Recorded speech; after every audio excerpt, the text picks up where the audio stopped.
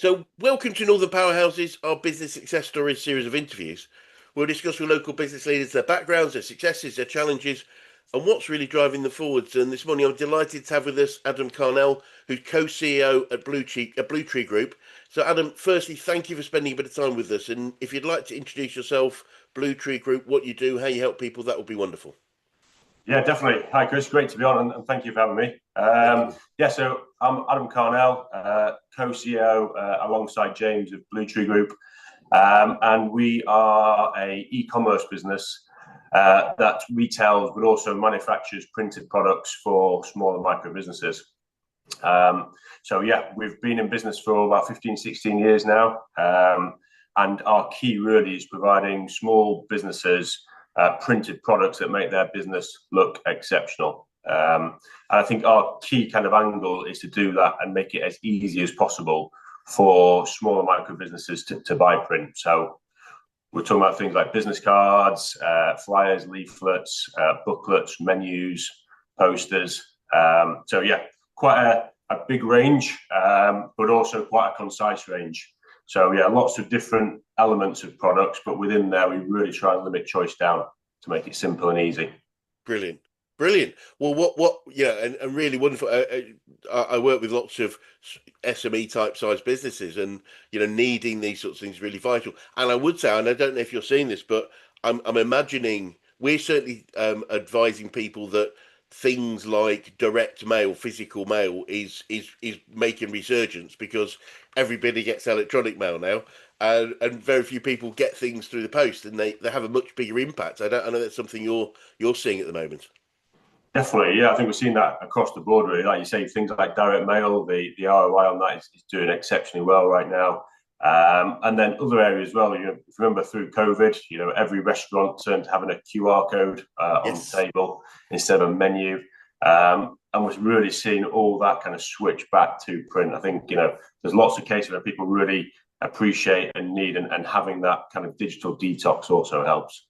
Yeah. So yeah, it's definitely seen a bit of a resurgence in print, and even products like business cards, which you think in today's world, do you really need a business card? But actually, it's such a physical thing. People keep it on them. The next day, empty your pockets, you see the business card, and so we're seeing demand for those go back up. Brilliant. Wonderful. Well, Adam, if we start by just looking back to start with, maybe you could tell us a bit more about your background, how you got into business, and why this particular one for you. Yeah, definitely. So I mentioned James earlier, and my co-CEO, and really, I guess the story starts when we were both about 13 years old.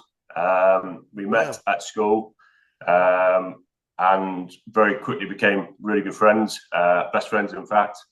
And then probably when we were about 14, 15, kind of all of our time was spent really just trying to make a business.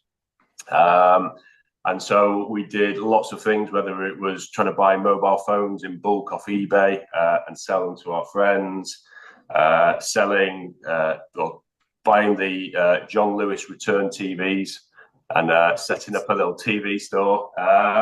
But yeah, we tried loads of different things, all of which fairly convincingly failed until we got to university. I think we learned that some simple lessons the hard way, shall we say. Yep. Yeah.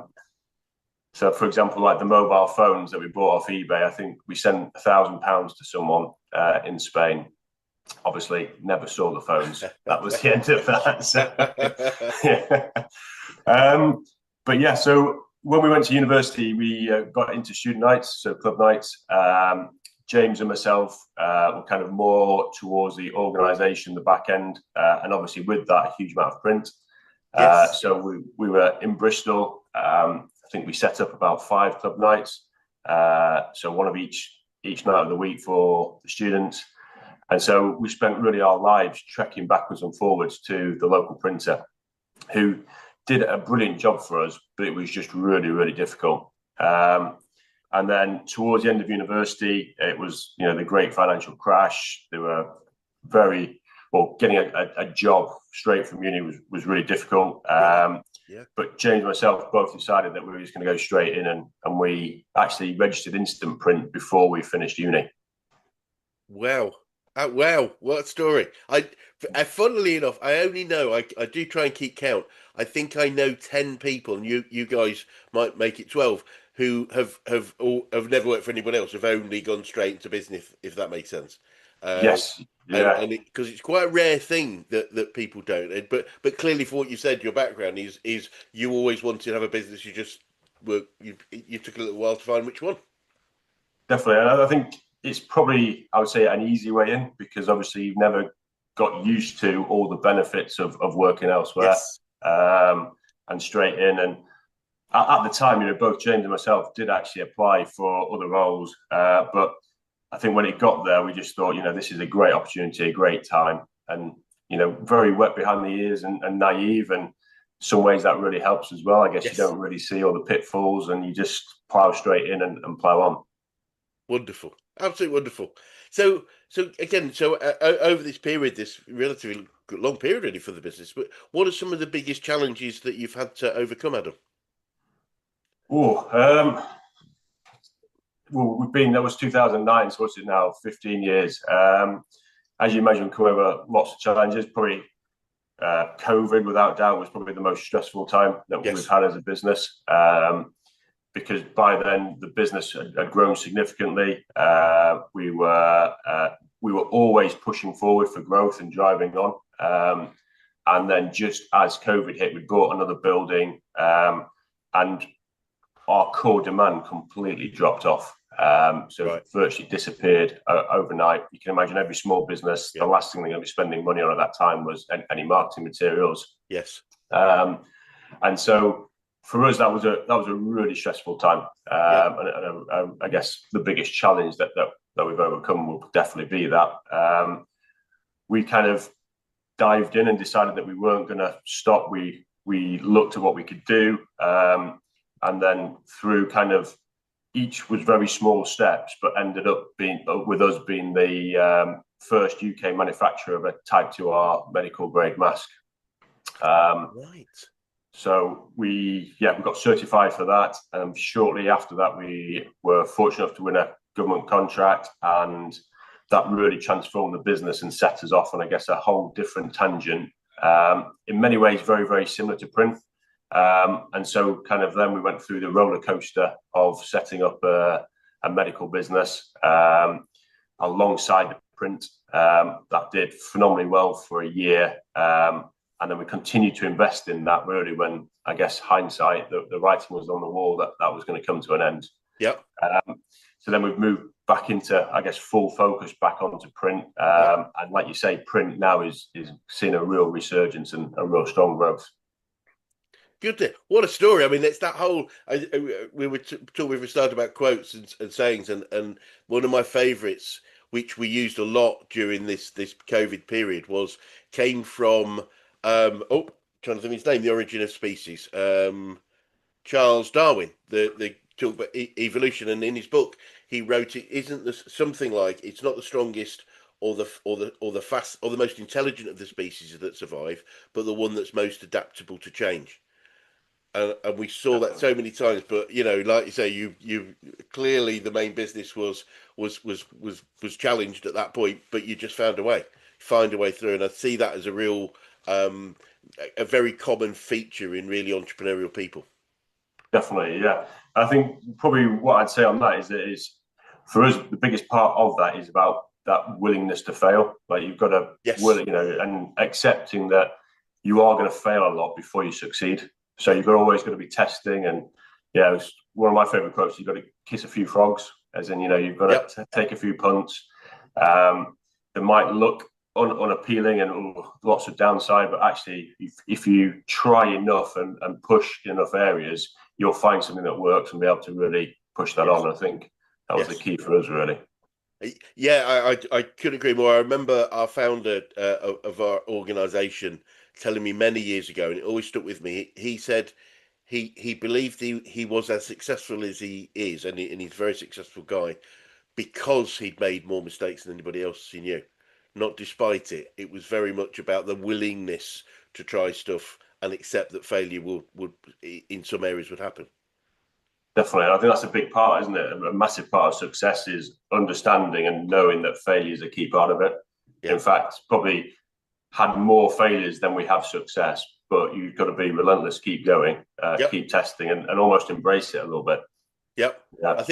I think Roger. I think there's a famous quote from Roger Federer saying he's won only slightly more points than he's lost in his career. Yes. And it's accepting that, most of them, I think it was almost 50-50 of the points he's played, he's lost, but he's managed to he won the right ones, I guess, is the key thing from that.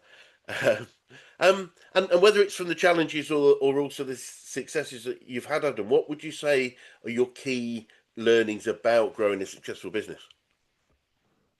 Um, key key learnings.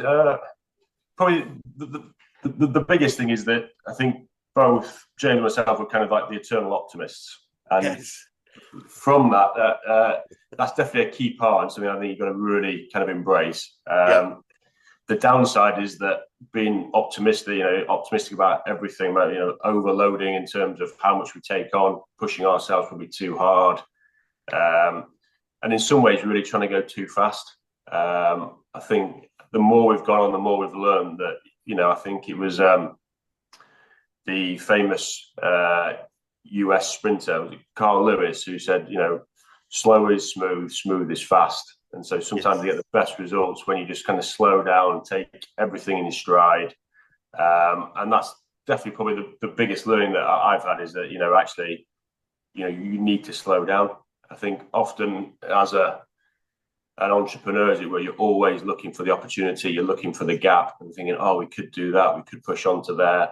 Yep. And sometimes actually just taking a step back, slowing things down, getting really, really good at what you do, building those foundations actually means you're going to move forward much, much faster.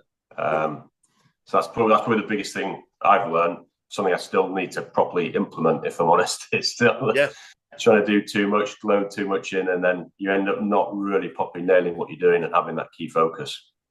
I think it's that mastery, isn't it? Is master it enough that we can then obviously potentially employ other people to do it, but it's that slow down to master it rather than just charge in too much. But that's very much at odds with that sort of. It feels like that entrepreneurial spirit and that positivity of let's just do it. It must be quite a fine line between the two, I would imagine. Yeah, definitely. And I think it's one that we always need to kind of rein ourselves back in, make sure we keep that focus. And that's a good point, that mastery, I think, is that, we serve about 25,000 customers each week. So we have a lot of customers who spend, on average, relatively small basket sizes with us. But the key we've got to remember is each one of those customers has a complete choice. They can go anywhere, and they're really going to only go to the one person that's best fit for them. Yep. So for us to win, we can't just be okay. We've got to be the best at what we do and the services we offer. And I think that's a key part of, I guess, being successful is making sure that, every one of your customers will always have the choice to go where they want. You've got to make sure that you're number one. Love it. So I just want to repeat that. So you're serving 25,000 customers a week. Yes. Yeah. Also 25,000 orders a week. Orders a week. Yeah. Perfect. Yeah. Yes. Yes. Some of our customers will buy a few times a week. But yeah, very small average basket size. So, it is kind of that core part of, I guess, a business's marketing, that repeatability, a new set of menus, a poster for the A-frame outside the shop, etc. Yeah. And I guess just for anyone watching, what sort of run sizes can you do? Because I guess that's the key, isn't it? For somebody to know whether or not they could work with you. What are sort of minimums that you're able to do? So one of the key things we want to do is we've got to really understand who our customers are. So our customers aren't kind of the consumer that's buying a poster for a birthday party. It really is kind of that small and micro business, we call it. So the runs we do is anything from 25 will be kind of towards the low end. Some products like a poster, we do one, because obviously a small micro business might want one poster for the window. And then really up to maybe 2,000 to 3,000, I guess, is our sweet spot. Although we do go much higher. But where we're really, really good, where we're really strong, where I think we have built the whole business around and therefore able to service the customers much better is on that kind of 25 to 1,000 run length. Brilliant. And I think you're aware we're a business coaching organisation, Adam. I'm keen to know who the best coaches you've worked with, whether that's business, sport, life in general. Who's had the biggest impact on you? Yeah, for me that's quite an easy one. Really, it's definitely my father, my dad. He was an entrepreneur as well. He was in the car trade, and we were very, very similar, but we're also very different in some key ways. And where we're different is definitely my biggest weakness. You know, my dad is very, very detailed, very, very structured, very, very organized. And also, you know, as you'd imagine, having a whole career running his own business, he again has kind of learned all the mistakes and has been able to really guide Brilliant. and coach us on that side. And it's been great, really, because normally he'll tell us we're going to make a mistake and then almost watch us make the mistake and then say, remember that. Brilliant. Yeah. But And as I'm sure you find yourself, is sometimes you do have to learn the hard way and to really yes, understand it and see it. But at the same time, you know, definitely starting to learn now that actually the more advice bits you take on, you know, how much faster it can make you go. yes, And whether that is in terms of the big decisions or but equally how to set up properly and do good processes. And I think that's the key as well, is that, you know, if it's a common business problem, there's probably a common business yes, answer to it that yes. works really well. So you Yeah. don't have to reinvent the wheel on all those bits. Absolutely. Every business is unique, therefore there isn't definitely a right or wrong answer, but there is, as you rightly say, standards across, you know, things that are common across businesses, and there are solutions for them. So you're absolutely right. The more common stuff, there is there are things we can avoid because other people have faced them, but every business is different, and it's I always find it's really important that we really respect that and understand that is that there isn't a right or wrong answer. And sometimes it is just trial and error we have to go through to find the right way forward. Um, I mean, just you raised a point there about your father's quite, you know, different personality type to you. How about yourself and James? Are you quite similar, or are you quite? Do you have differences between your own personality? Again, I'd say we've got some real similarities, and we tend to think and approach problems very much the same way. Yep. But then again, there are some clear differences. Again, James really organised, really structured. He's very very much a data person, James, which Yep. really helps. You know, always wants to make sure he's got access to, and we're collecting data, which is for our business has been a huge driver, making Yep. sure that, you know, we've got some facts to make our decision on. We're not just Yes. guessing and tracking how our customers spend, etc. Having that full data set has been a massive Yep. driver for us. Yep. But yeah, so in many ways, although I'd say James and myself are very similar, I'd say always approach things the same way. And that definitely helps as well. You know, I think Yeah. having some commonality, but then also recognizing each of our strengths. Yeah. Brilliant. Brilliant. And we mentioned earlier, but do you have any favourite quotes or sayings about business or success in general that you can share? Yes. So yeah, I've gone through the kiss a few frogs one. You know, you've got to be Yes. really Yes. willing to fail. Yeah. My other favourite one was from Timson, which was nines and tens. You know, that's probably something I say probably every single day. You know, our business really is everything about how we work and operate is from the team. And so Yeah. we've got to make sure we always have nines or tens on the team. Brilliant. So really setting the bar super high on recruitment, getting the right people on board. And what we've definitely found, you get the right people on, everything looks easy, everything flows smoothly. Brilliant. And it's about having that real strong team. And I think, you know, when we're doing extremely well, you can see that's what we've got. We've not just got the right people on the team, we've got them in the right places as well. Brilliant. Yeah, I love there's a phrase from a guy called Brian Tracy that says the most successful teams and organisations are ones where most people spend most of the time doing the three things they really love and they're really good at. And move the other things around to people that do love those things, if that makes sense. Because but that 9 or 10, that's the first time I've heard that actually. Although from in during these interviews, but I remember when I was first recruiting in for this business, our I was advised exactly that if if somebody isn't at least a 9 or a 10, um, don't bring them on board. Even if you've got a gap, Yeah, it's more costly to fill a gap with a sub 9 or 10 than it is to have a gap existing in a business. definitely. And the hardest thing about that is the eights. The people that Yes. are good, will come in. Like you say, normally you've got a hole, that you've got a problem, you've got a new opening, or somebody's left the business, you've got a gap, and you need someone to fill it. And you get someone that walks in and you think, yeah, no, they'll be okay. They'll do a good job for us. And actually, the difference between having someone that will do a good job and someone that will do a great job is huge. And always, it takes so long for someone to come on board, understand the business, the culture, how you work, how you operate. Yes.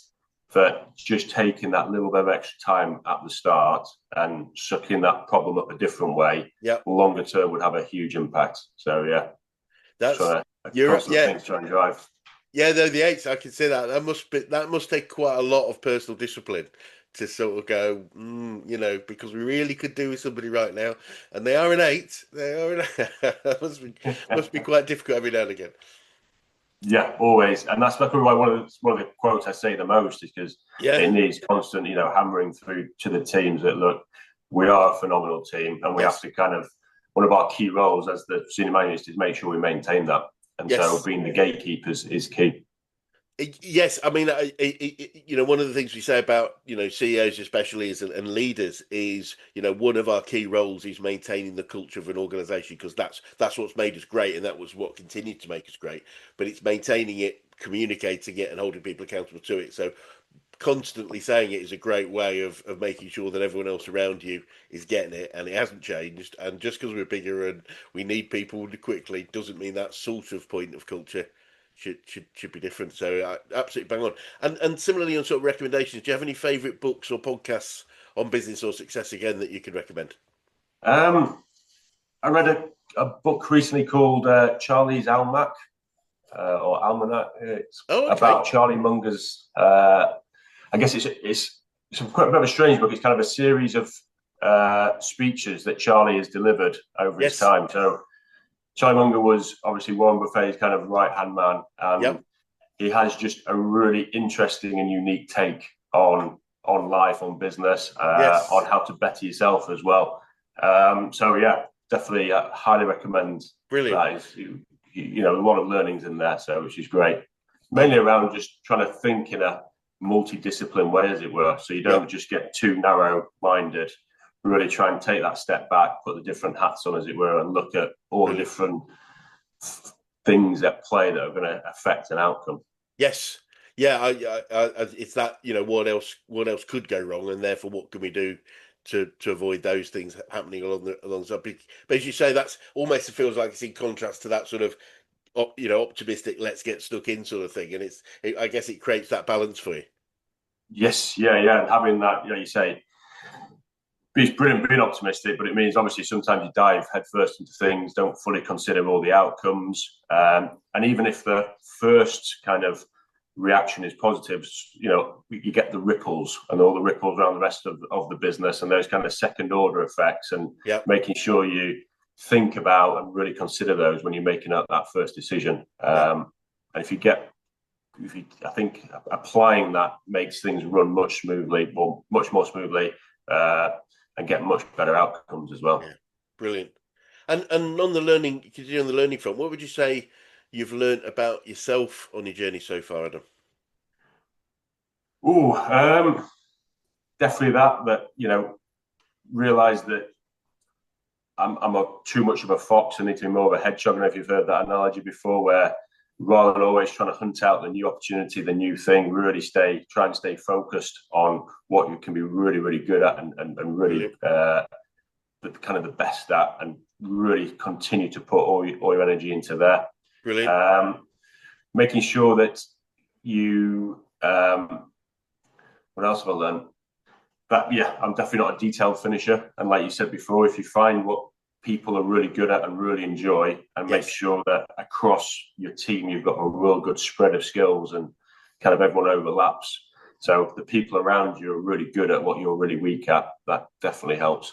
And so really conscious about that and making sure that that's that's a key area of focus. And all my team know it. They know exactly how I work, how I operate. Brilliant. And make sure they're always pulling me back and saying, no, whoa, we just need to get this finished properly first. Brilliant. Brilliant. And we have a phrase in Action Coach, that a true business is a commercial, profitable enterprise that works without its owners. I'm keen to know what your thoughts are on that. Definitely. I think that is kind of I would say for us, it's kind of the eternal goal, is to build an organization that can run and operate and continue to perform without us being there. At the same time, that is really difficult, because often it means you have to kind of cede control of the bits that you enjoy doing the most. And Yep. Also what you've naturally built up to be really good at, you've got to let someone else take the reins, make those mistakes, learn from them themselves. And that is really difficult and really hard. But if you want to continue to grow, to continue to push, you have to make sure that not only are your team pulling up and pushing you up, but you're allowing them that space to grow into as well. Yeah, I think it's and I often add the word "can" work without you, just from a perspective of, if there's parts of what we do that we really love, then why would we want to get rid of them in many ways, other than there's something driving us forward to be out of the business. But I think what we typically find, Adam, is too many people are spending too much time doing stuff they really don't enjoy still in a business, and they one the other challenge is, irrespective of either of those things, is we can become the bottleneck if we're not careful. Because if the business is still, the growth of a business is dependent on us, then we can become the limiting factor by how much time we've got to give, if that makes sense. Yeah, and we've definitely seen that and learned that the hard way. And then I think the double whammy is when you're in it the most and you feel like you're sinking the most, is also the time when you know you've got to pass things over. And inevitably, when you're passing them over, that person's got to go through the learning curve. You've got to both teach them what they need to do and do it as well yourself, because they're not up to speed yet. And so it's that all that just adds extra pressure on. Yeah. So, one thing that definitely I really try and focus on as well is always being that one step ahead. Yeah. So making sure I've always got a little bit of breathing room, bit of breathing space in the calendar. So as something else comes up, I've got that ability to pass something that has, and equally would also be done much better by someone else. Definitely found that is when you pass something off to people, you're really nervous about it, really anxious, you question everything, you see them make their mistakes, you think, what's going on here? This is yes. But then if you've got the right person, you got your 9, you're a 10, then very, very quickly they're doing it much better than you. And then you think, wow, why didn't I do that sooner? Absolutely. And it's great, as you say, it's great that fact that if we're recruiting 9s and 10s, then we've recruited a team that can take those things on board. Absolutely, they've got to learn, they're going to make mistakes, we've got to forgive those things, but they're capable of picking up most things. And it's a really good point, because I often say to people that you've identified, is that I always say, it's really important we have more than enough time to get things done, not just enough, because it's literally that ability to sit at your desk with your feet on the desk and just think. That's our job now. And if we don't have enough time to do that, then we run the risk of not being able to see those things that are coming up, that we can then adjust strategy and tactics to change. So that's interesting. And then, like you say, you need that headspace. You need to be removed from the day-to-day pressure to be able to really think clearly and think where you want to go. And I think that's definitely something I need to work on, is having more time to really think about, step back and say, where are we weak? Where are we, failing ourselves, letting ourselves down? Where could we be stronger? And then how are we going to actually deal with that and move it forward? And I think it's it's a difficult one, because it is a identity shift, because most of us get to where we are by hard work. We're told by family and friends, you work hard and you'll be successful, which is absolutely true. But while we continue, our success is dependent on how much time we put in. We're not, our identity stops us from saying, no, actually, I'm going to spend a couple of days and just think about what the future looks like, and just just spend time, because it feels like, and I've seen it so many times, it really unnerves people that they're not actually doing something, if that makes sense. It's like, no, but my job now is thinking.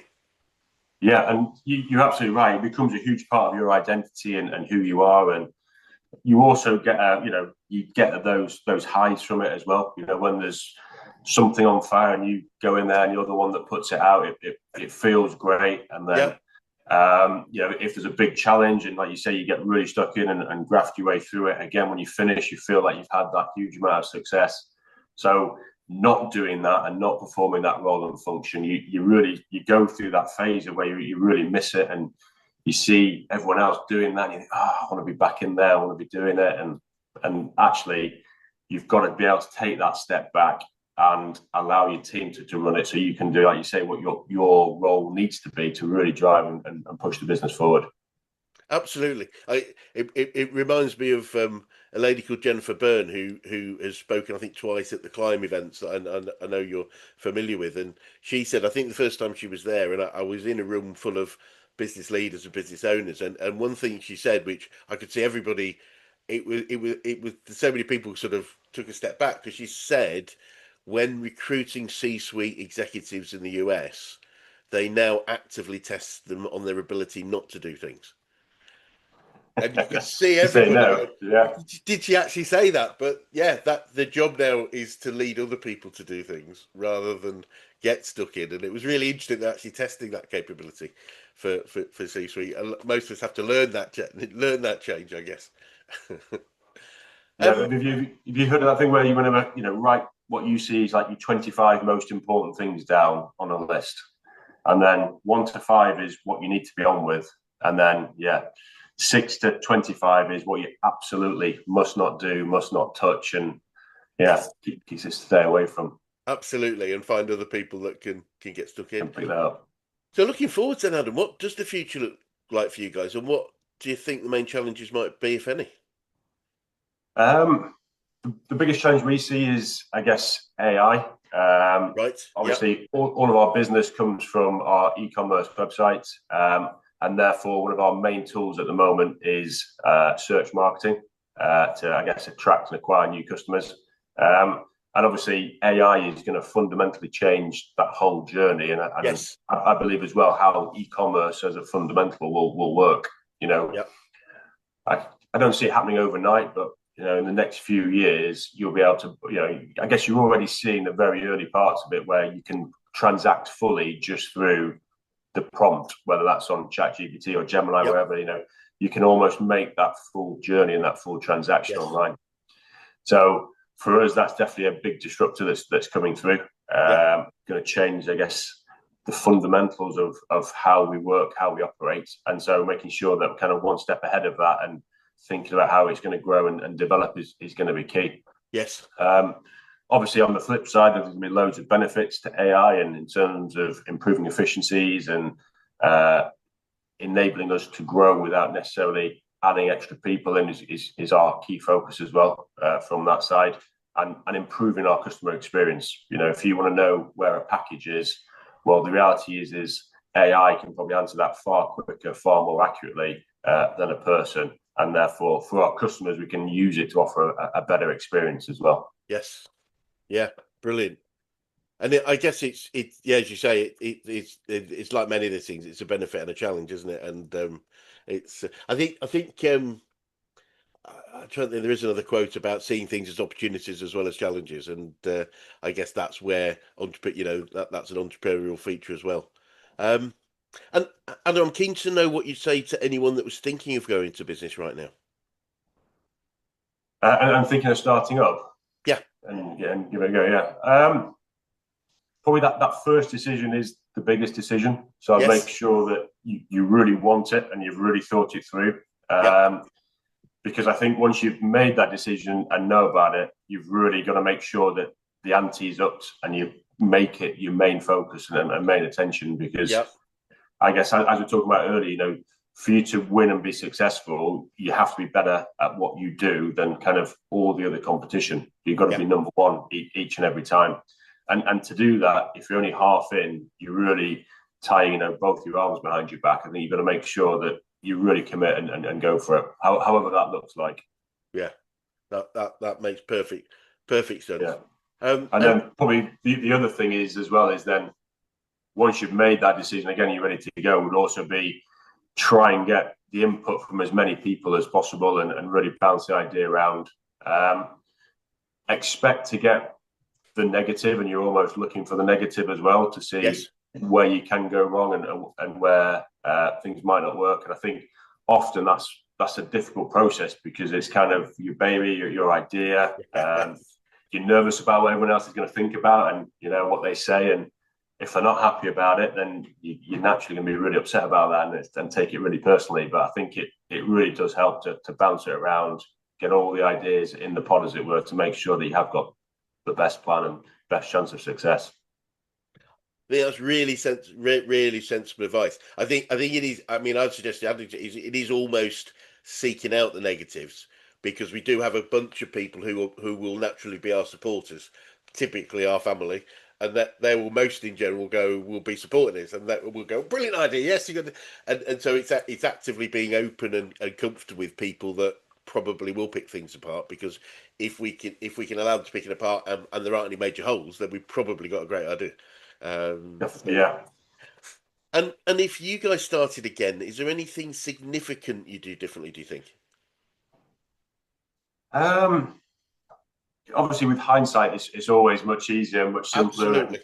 Yeah, you understand where what we've learned the last few years is definitely why we win, and we've never really understood that before. We've kind of always just been ploughing on and never really understood what those kind of like key magic ingredients are of why our customers choose. And I think more than ever now, we really understand that. So Brilliant. starting again, I'd probably try and go through that process a bit earlier and understand really why do our customers choose us and why do we win. And then the other thing is really that thing about slowing down a little bit and building those strong foundations. If you have whatever your biggest problem is now, if you don't really properly deal with it, put processes, people, systems, monitoring in, KPIs, etc., to deal with it, in 10 years' time, it will still be your biggest problem. And you'll spend a huge amount more time and energy in dealing with the symptoms rather than getting the root cause sorted. Brilliant. Great. Wonderful advice. And final question, what's the best advice you could give an 18-year-old you if you could go back in time and do that, Adam? Just to continue and go for it, really. I think, got extremely lucky, if I'm honest, working with James. Looking back again with hindsight, that's been a huge part, is having someone to bounce it off and work extremely well with. We're able to have our disagreements and continue. That's been a massive part, really, is having that ability, because you do have your highs and your lows, and I think they are extremely amplified when in your own business in terms of the successes feel like nothing else. The failures just are with you constantly when you're in that zone and that mind space. So having someone to share that with, and often it's, sometimes you build your own perspective on situations, don't you, about, you feel like the sky's falling in when actually you just need a little bit of more perspective and a bit of a step back. Brilliant. Very, very sound advice for anyone, I'd say. And Adam, it's been fascinating to talk to you, and I really, applaud everything you're doing, and thank you for sharing some of your time and your thoughts with us. And for anyone that's watching would like to get in touch with you or the Bluetree Group, what would be the best way of doing that? So our two websites are instantprint.co.uk for direct small micro businesses, and then we also sell to the trade through route1print.co.uk. So if you're looking at selling print on to small micro businesses, it's the Route 1. If you're an end customer yourself, it's through Instant Print. But equally LinkedIn. I'm on LinkedIn, so please reach out on that. It'd be great. But no, really enjoyed that. Thank you, Chris, for having me. Thank you. It'd be great to swing by another 6-12 months and just see the next progression of what's going on. But for now, thank you so much for your time. Great stuff. Brilliant. Cheers, Chris. Thank you. Thank you.